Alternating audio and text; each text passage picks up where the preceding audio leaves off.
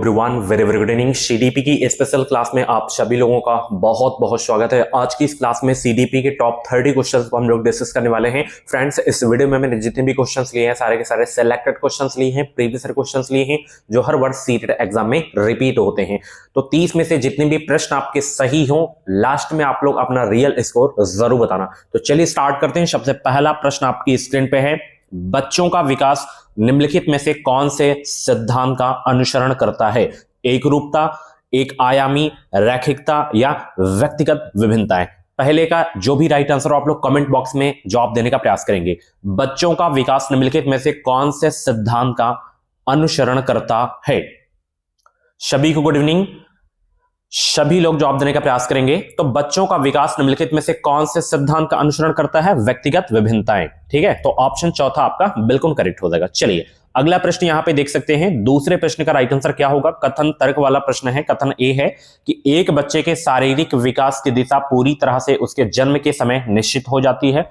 तर्क आर है, केवल आनुवंशिकता ही ऐसा एकमात्र कारक है जो बच्चों के विकास के लिए उत्तरदायी है। बताइए, सभी लोग जवाब देने का प्रयास करेंगे। इसका करेक्ट आंसर क्या होगा? एक बच्चे के शारीरिक विकास की दिशा पूरी तरह से उसके जन्म के समय निश्चित हो जाती है। क्या ऐसा है? नहीं भाई, तो ये तो गलत हो गया, ए गलत। और यहां पे भी केवल लगा है, नेगेटिव है, तो ए और आर आपके जो है दोनों गलत है। तो दूसरा का चौथा ऑप्शन बिल्कुल आपका करेक्ट हो जाएगा। अगला प्रश्न यहां पे देख सकते हैं कि मध्य बाल अवस्था के दौरान डैश जो कि समाजीकरण का प्राथमिक कारक है। क्या जो है समाजीकरण का प्राथमिक कारक है? कमेंट बॉक्स में बताना है। एक महत्वपूर्ण भूमिका निभाना जारी रखता है, लेकिन डैश जो कि समाजीकरण के द्वितीय कारक है भी महत्वपूर्ण है, भूमिका निभाते हैं। तो यहां पे आपको कुल मिला के बताना है कि समाजीकरण का प्राथमिक कारक कौन सा है और समाजीकरण के द्वितीय कारक कौन सा ही आपको बताना है। देखिए, परिवार पहला कारक होता है, तो परिवार किसमें है बताइए? केवल इसी में है, तो यही आपका सही हो जाएगा। ठीक है, तो पहला ऑप्शन बिल्कुल आपका करेक्ट हो जाएगा कि मध्य बाल्यावस्था के दौरान परिवार जो कि समाजीकरण का प्राथमिक कारक है, यह एक महत्वपूर्ण भूमिका निभाना जारी रखता है, लेकिन साथी और मीडिया जो कि समाजीकरण के द्वितीय कारक हैं भी महत्वपूर्ण भूमिका निभाते हैं। तो पहला ऑप्शन बिल्कुल आपका करेक्ट हो जाएगा। अगला प्रश्न यहां पे देख सकते हो। चौथे प्रश्न का जवाब देने का प्रयास करेंगे। जीन पियाजे के अनुसार बच्चे किस स्तर पर अमूर्त तर्क करने की क्षमता विकसित कर लेते हैं? संवेदी चालक अवस्था, पूर्व संक्रियात्मक अवस्था, मूर्त संक्रियात्मक अवस्था या अमूर्त संक्रियात्मक अवस्था। 4 का करेक्ट आंसर क्या होगा? और भी क्लासेस अगर आप लोगों को देखनी है तो आप प्लेलिस्ट में जाके देख सकते हैं। प्लेलिस्ट में आपको हर एक सब्जेक्ट की क्लासेस मिल जाएंगी। सीटेट एग्जाम को पास करना है तो अभी के अभी चैनल को आप लोग सब्सक्राइब करके साथ ही बेल आइकन को ऑल पे जरूर से जरूर प्रेस कर लीजिए, ताकि जो भी अपडेट आए, क्लासेस आए, नोटिफिकेशन आपको मिलता रहे। जीन पियाजे के अनुसार बच्चे किस स्तर पर अमूर्त तर्क करने की क्षमता विकसित कर लेते हैं? यह बहुत इंपॉर्टेंट क्वेश्चन है आपके एग्जाम के लिए। ठीक है, तो यहां पे ऑप्शन चौथा आपका करेक्ट होगा, अमूर्त संक्रियात्मक अवस्था में। ठीक है, चलिए अगला प्रश्न यहां पे देख सकते हो। जीन पियाजे के सिद्धांतों में दूसरों के अनुभवों व सांसारिक दृष्टिकोण को अपनी दृष्टि से देखने की प्रवृत्ति क्या कहलाती है? अनुकूलन, आत्मकेंद्रिता, जीववाद या संतुलीकरण। बताइए, इसका करेक्ट आंसर क्या होगा? 5 का करेक्ट आंसर क्या होगा? जवाब दीजिए सब लोग। जीन पियाजे के सिद्धांतों में दूसरों के अनुभवों व सांसारिक दृष्टिकोण को अपनी दृष्टि से देखने की प्रवृत्ति क्या कहलाती है? आत्मकेंद्रिता कहलाती है। ऑप्शन दूसरा आपका बिल्कुल करेक्ट हो जाएगा। नेक्स्ट क्वेश्चन यहां पे देख सकते हो। कोहल वर्ग के नैतिक विकास के अनुसार किस स्तर पर नैतिक समझ, सजा, इनाम व प्रतिकारियों की शक्ति पर आधारित होती है? उत्तर पारंपरिक स्तर, पूर्व पारंपरिक स्तर, पारंपरिक स्तर या अमूर्त पारंपरिक स्तर। बताइए, 6 का करेक्ट आंसर क्या होगा? Good evening to all of you. Video को लाइक शेयर जरूर करें आप लोग। चलिए बताइए, 6 का करेक्ट आंसर क्या हो जाएगा? किस स्तर पर होता है? नैतिक, सजा, इनाम, प्राधिकारियों की। बताइए, तो ये हो जाएगा आपका जो है पूर्व पारंपरिक स्तर। ऑप्शन दूसरा आपका बिल्कुल करेक्ट हो जाएगा। नेक्स्ट क्वेश्चन यहां पे देख सकते हो। संज्ञानात्मक विकास में भाषा जैसे सांस्कृतिक साधनों के महत्व को डैश ने अपने डैश सिद्धांत में प्रस्तावित किया है? तो यहां पे क्या होगा? लेवाइगोस्की ने किया है या जीन पियाजे? बताइए, करेक्ट आंसर क्या होगा? जवाब देने का प्रयास करेंगे सब लोग। बहुत अच्छे भाई, सभी लोग जवाब देने का प्रयास करेंगे। तो ध्यान रखना, संज्ञानात्मक विकास में भाषा जैसे सांस्कृतिक साधनों के महत्व को लेवाइगोस्की ने अपने जो है सामाजिक सांस्कृतिक सिद्धांत में प्रस्तावित किया है। ठीक है, सामाजिक सांस्कृतिक सिद्धांत किसने? लेवाइगोस्की ने।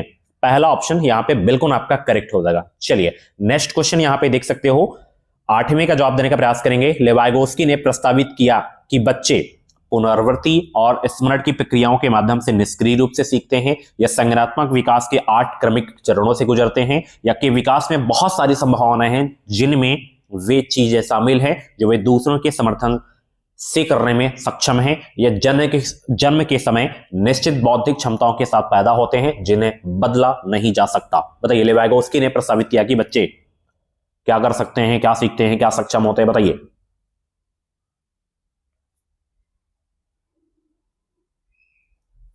तो लेवाइगोस्की ने प्रस्तावित किया कि बच्चे के विकास में बहुत सारी संभावनाएं हैं जिनमें वे चीजें शामिल हैं जो वे दूसरों के समर्थन से करने में सक्षम हैं।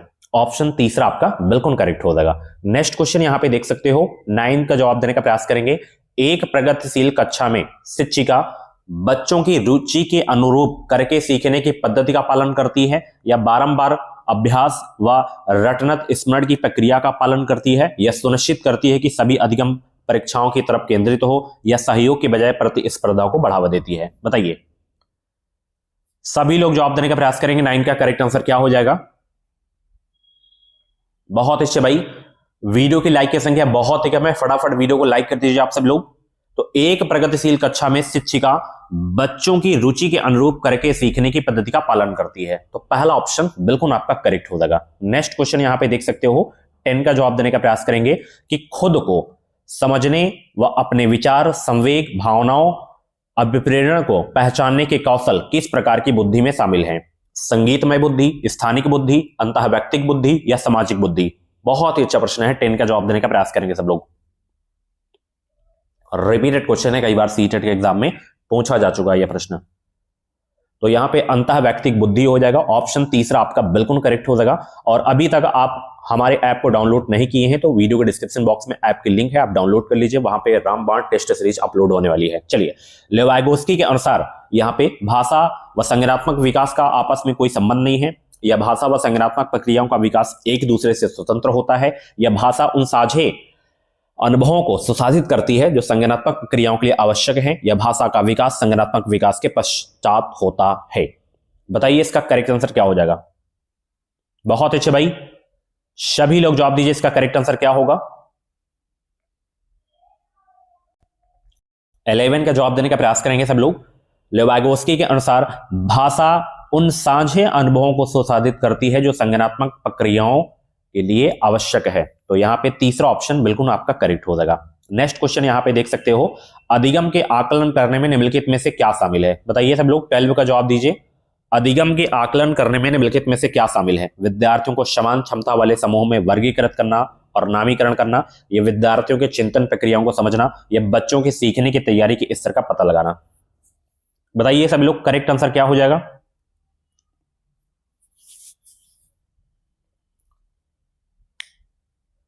तो अधिगम के आकलन करने में निम्नलिखित में से क्या शामिल है?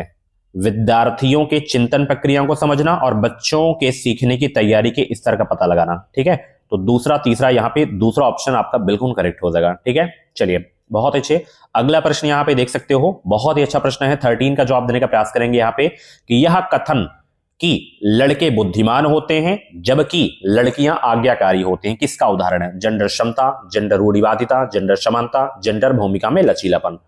रट गया होगा यह प्रश्न आपको, बताइए किसका उदाहरण ये? जेंडर रूढ़िवादिता का। ठीक है, ऑप्शन दूसरा आपका बिल्कुल करेक्ट हो जाएगा। नेक्स्ट क्वेश्चन यहां पे देख सकते हो, 14 का जवाब देने का प्रयास करेंगे। आकलन किस प्रकार का होना चाहिए? केवल मात्रात्मक, या व्यापक, या मानकीकृत, या केवल योगात्मक? बताइए करेक्ट आंसर क्या होगा? टैग वर्ड की सहायता से आप इस प्रश्न को सॉल्व करना। टैग वर्ड की सहायता से देखिए, केवल लगा है काट दो, मानकीकृत निगेटिव होता है, केवल काट दो, व्यापक। आकलन किस प्रकार का होना चाहिए? व्यापक होना चाहिए। दूसरा ऑप्शन बिल्कुल करेक्ट हो जाएगा। नेक्स्ट क्वेश्चन यहां पे देख सकते हो 15 का कि बच्चों का मूल्यांकन जो है क्यों किया जाना चाहिए? बताइए। बच्चों का मूल्यांकन क्यों किया जाना चाहिए? बच्चों के प्रदर्शन की तुलना करने के लिए, या बच्चों में प्रतिस्पर्धा को बढ़ावा देने के लिए, या धीमी गति से सीखने वालों की पहचान और नामीकरण के लिए, या सीखने सिखाने की प्रक्रिया में सुधार करने के लिए? सभी लोग जवाब दीजिए, बच्चों का मूल्यांकन क्यों किया जाना चाहिए? बहुत अच्छा प्रश्न है, सभी लोग जवाब देने का प्रयास करेंगे। सभी लोग 15 का जवाब देने का प्रयास करेंगे। बच्चों का मूल्यांकन क्यों किया जाना चाहिए? तो यहां पे बच्चों का मूल्यांकन जो है सीखने सिखाने, यहां पे जो है सीखने सिखाने की प्रक्रिया में सुधार करने के लिए मूल्यांकन किया जाना चाहिए। तो ऑप्शन चौथा आपका बिल्कुल करेक्ट हो जाएगा। ठीक है, चलिए अगला प्रश्न यहां पे देख सकते हो, समावेशी शिक्षा किस पर बल देती है? बताइए, समावेशी शिक्षा जो है किस पर बल देती है? प्रत्येक छात्र की क्षमता को बढ़ाने पर, सीखने में कमियों के रूप में देखने पर, या शैक्षणिक प्रदर्शन के आधार पर संज्ञानात्मक कौशल के आकलन पर, या प्रत्येक बच्चे के सीखने और मूल्यांकन के समान मानदंड निर्धारित करने पर? बताइए 16 का करेक्ट आंसर क्या होगा? समावेशी शिक्षा किस पर बल देती है? बहुत अच्छे भाई, सभी लोग हर प्रश्न का जवाब कमेंट बॉक्स में जरूर दिया करें। तो समावेशी शिक्षा किस पर बल देती है? प्रत्येक छात्र की क्षमता को बढ़ाने पर। तो यहां पे पहला ऑप्शन बिल्कुल आपका करेक्ट हो जाएगा। ठीक है, चलिए अगला प्रश्न यहां पे देख सकते हो, 17 का करेक्ट आंसर क्या होगा? कथन तर्क वाला प्रश्न है। यहां पे कथन ए है, जब शिक्षक मानते हैं कि वंचित पृष्ठभूमि से आने वाले बच्चों में सीखने की क्षमता है और उन्हें कक्षा में अपनेपन का एहसास कराते हैं तो उनके प्रदर्शन में सुधार की संभावना है। सही है, गलत है? तर्क आर है, बच्चों और उनकी क्षमताओं के बारे में शिक्षकों का विश्वास बच्चों को प्रभावित करता है। तो बताइए इसका करेक्ट आंसर क्या हो जाएगा?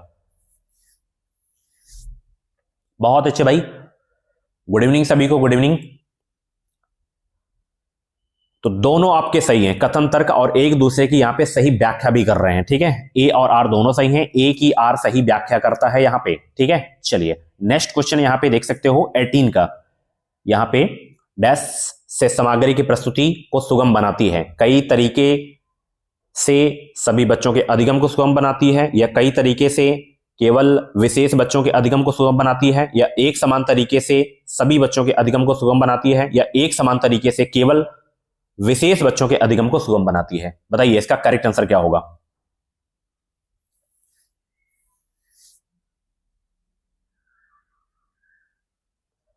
तो ध्यान देना, कई तरीके से सामग्री की प्रस्तुति बच्चों के अधिगम को सुगम बनाती है। तो पहला ऑप्शन यहां पे आपका बिल्कुल करेक्ट हो जाएगा। ठीक है, चलिए अगला प्रश्न यहां पे देख सकते हो 19 का, सीखने की अक्षमता वाले छात्रों के लिए निम्नलिखित में से कौन सा उचित समायोजन नहीं है? बताइए, सीखने की अक्षमता वाले छात्रों के लिए निम्नलिखित में से कौन सा उचित समायोजन नहीं है? कार्यों के बीच बार बार विराम के लिए समय, परीक्षण के लिए आवंटित समय का विस्तार, न्यूनतम विकर्षणों के साथ कार्यस्थल प्रदान करना, या मूल्यांकन के लिए मानकीकृत परीक्षण? निगेटिव ऑप्शन है, निगेटिव आपको ढूंढना है यहां पे मानकीकृत है ना, तो यही आपका नहीं है। ठीक है, चलिए अगला प्रश्न यहां पे देख सकते हो 20 का जवाब देने का प्रयास करेंगे। यहां पे बहुत अच्छा प्रश्न है, बताएंगे यहां पे, धारणाओं में लचीलापन, धारा प्रवाहिता और मौलिकता निम्नलिखित में से किसकी प्रातिनिधिक अभिज्ञेय विशेषताएं हैं? रचनात्मक शिक्षार्थी, अभिसारी विचारक, या स्वालीनता? बताइए इसका करेक्ट आंसर क्या हो जाएगा सभी लोग? तो यहां पे रचनात्मक शिक्षार्थी होगा भाई, पहला ऑप्शन बिल्कुल आपका करेक्ट हो जाएगा। ठीक है, चलिए अगला प्रश्न यहां पे 21 का जवाब देने का प्रयास करेंगे। यहां पे शिक्षकों को डैश पाठचर्चा और किसका मूल्यांकन का उपयोग करना चाहिए? बताइए, बहुत ही अच्छा प्रश्न है, सभी लोग जवाब देने का प्रयास करेंगे सब लोग।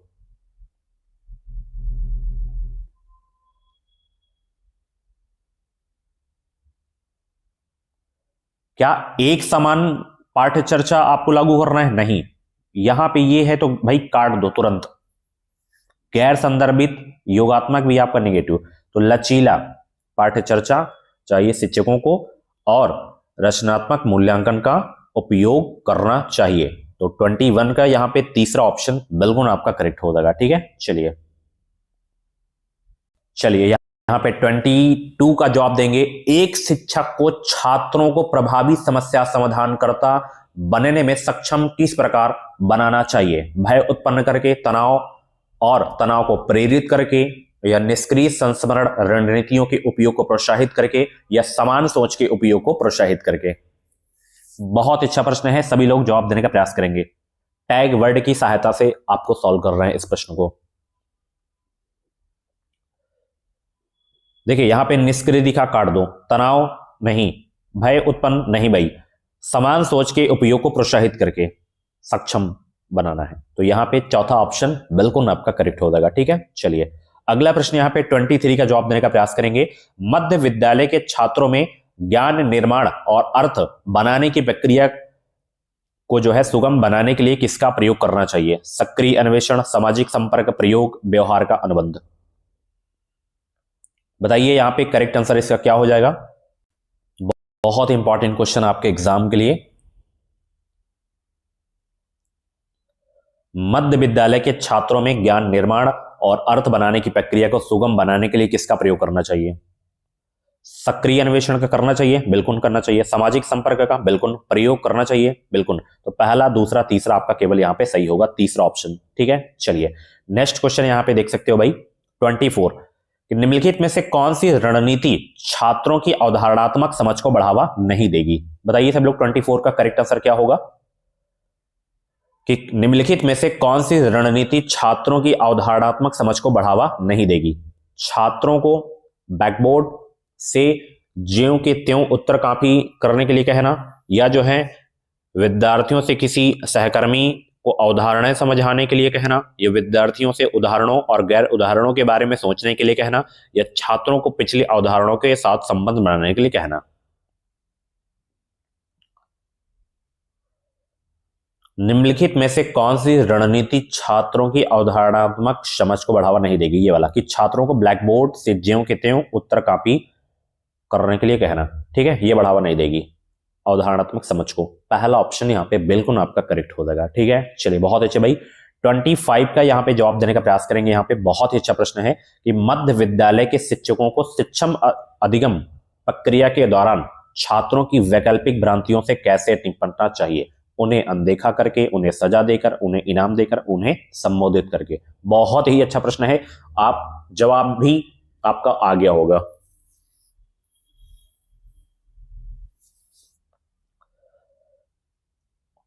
बताइए सब लोग, मध्य विद्यालय के शिक्षकों को शिक्षण अधिगम प्रक्रिया के दौरान छात्रों की वैकल्पिक भ्रांतियों से कैसे निपटना चाहिए? उन्हें अनदेखा करके नहीं, उन्हें सजा देकर नहीं, उन्हें इनाम देकर नहीं, उन्हें संबोधित करके। ठीक है, तो ऑप्शन चौथा आपका बिल्कुल यहां पे करेक्ट हो जाएगा। ठीक है, उन्हें संबोधित करके। चलिए अगला प्रश्न यहां पे देख सकते हो भाई, संवाद व चर्चा के दौरान बच्चों के सहज ज्ञान युक्त अनुमान लगाने को हतोत्साहित करना चाहिए, या कि अवहेलना करनी चाहिए, या को दंडित करना चाहिए, या को सदादित करना चाहिए? बताइए क्या होगा करेक्ट आंसर? सभी लोग 26 का जवाब दीजिए। संवाद व चर्चा के दौरान बच्चों के सहज ज्ञान युक्त अनुमान लगाने को सुसाधित करना चाहिए यहां पे। ठीक है, ऑप्शन यहां पे चौथा बिल्कुल करेक्ट होगा, क्योंकि ये निगेटिव है। ठीक है, ये निगेटिव, ये ठीक है, अवहेलना नहीं करनी है। चलिए 27, समस्या समाधान की प्रक्रिया को किस प्रकार सुगम बनाया जा सकता है? प्रतिक्रियात्मक सदृढ़ता को बढ़ावा देकर, अभिसरण सोच को बढ़ावा देकर, कार्यात्मक स्थिरता को बढ़ावा देकर, सहज अनुमान को बढ़ावा देकर।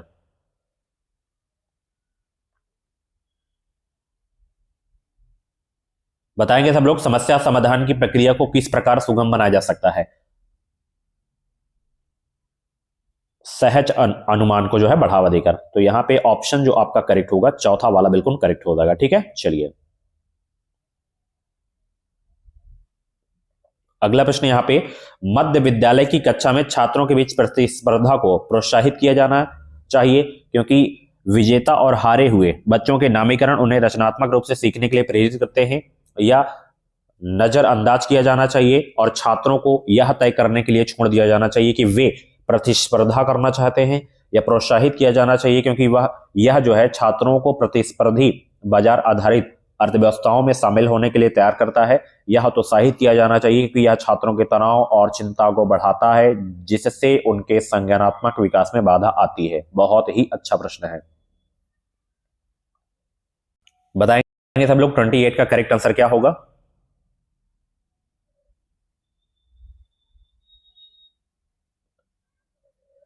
तो मध्य विद्यालय की कक्षा में छात्रों के बीच प्रतिस्पर्धा को जो है हतोत्साहित किया जाना चाहिए, क्योंकि यह छात्रों के तनाव और चिंता को बढ़ाता है, जिससे उनके संज्ञानात्मक विकास में बाधा आती है। ठीक है, ऑप्शन चौथा आपका बिल्कुल करेक्ट हो जाएगा। ठीक है, थोड़ा ऑप्शन भी आपको पढ़ लेना है, ये नहीं कि आप देखे हतोत्साहित लगा दिए टिक सही। ठीक है, चल 29, जब बच्चे किसकी भावना का अनुभव करते हैं तो सीखने पर सकारात्मक प्रभाव पड़ने की संभावना है? शर्म की भावना, भय की भावना, खुशी की भावना या अपमान? बताएंगे इसका करेक्ट आंसर क्या होगा। तो यहां पे जब जो है बच्चे खुशी की भावना का अनुभव करते हैं तो उनके सीखने पर सकारात्मक प्रभाव पड़ने की संभावना होती है। ठीक है, तीसरा ऑप्शन बिल्कुल करेक्ट। लास्ट क्वेश्चन यहां पे देख सकते हैं, कथन तर्क वाला प्रश्न है कि छात्रों को अपनी सफलता और विफलता के लिए आंतरिक कारकों को जिम्मेदार ठहराने पर प्रतिबिंबित करने के लिए प्रोत्साहित करें, जिससे उन्हें खुद पर रचनात्मक रूप से काम करने में मदद मिलती है। तर्क आ रहा है, सफलता और असफलता के आंतरिक गुण व्यक्तियों को कड़ी मेहनत करके अपने प्रदर्शन के बेहतर बनाने में मदद करते हैं।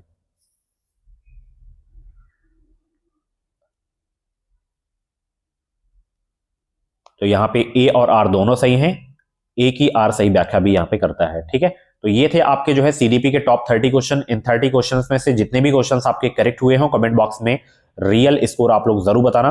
बाकी ऐसे ही डेली क्लासेस देखने के लिए एजुकेशन मिसाइल यूट्यूब चैनल को अभी कभी सब्सक्राइब करके साथ ही बेल आइकन को ऑल पे जरूर से जरूर प्रेस कर लीजिए, ताकि जो भी क्लासेस आए, जो भी अपडेट आए, नोटिफिकेशन आपको मिलता रहे। Thanks for watching, bye bye, take care.